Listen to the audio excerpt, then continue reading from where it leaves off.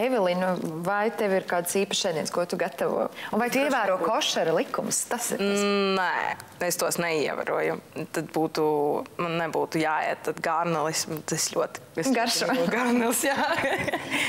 Nē, bet ja pati gatavoju kaut ko, es īsti neatceros, kā saucas tas ēdiens, bet tas ir brokastīs. Parasti to gatavo brokastīs.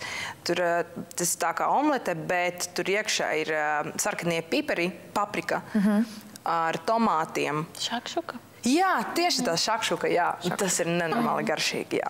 Bet kā tas ir, esot kā turistam tur? Vai tur var just tos visus, teiksim, tur nevar noteikti nopirkt cūgaļu arī restorānā? Kā tā nevar? Vai tas ir mīts arī? Stāstiet, kā ir? Nē, var. Protams, tur visu var nopirkt. Izraela ir ļoti advancēta valsts. Tur nav tā, ka viss ir paredzēts tikai ebrejiem. Tur ne tikai ebreji dzīvo. Tur, teiksim, cik tur, nezinu, miljoni cilvēki dzīvo, 10% ir arābi. Un viņam bišķiņ atšķirās tie ēdienu likumi. Plus tur nenormāli liela daļa cilvēki, kas atbrauc no, teiksim, no Argentīnas, no Austrālijas, no Amerikas Savienotiem valstīm, no Padomju Savienības ļoti daudz cilvēku. Un katram cilvēkam ir savi kaut kādi ēdieni, ko viņš tā kā grib un māk un mīl gatavot. Un tur var nopirkt jebko. Tur var nopirkt pat kārums, sieriņus. No Latvijas? Jā, tieši tā. Nu, Pēteri, padalieties jūs par sevi. Es teikšu tā, kad es tomēr ievēroju ortodoksilitāti. Jā. Jā, labi, tā ir, piemēram, sabata laikā, tas ir no piekdienas vakara, no saulrieta līdz sestdienai, jā, visu dienu. Mēs, piemēram, gribējām atrast veikals, jā, Telavivā.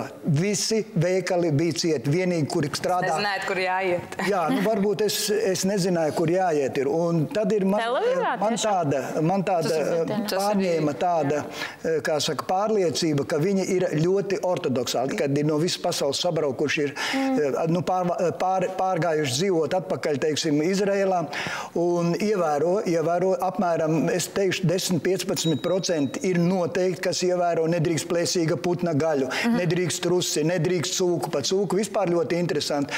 Rabīni tekši iebilda, kad attīstījās kibuci, kooperatīvi, ja? Un starp citu tie, kas iebrauc no Padomju Savienības, tie visvairāk arī attīstīja šo te kibuci kustību.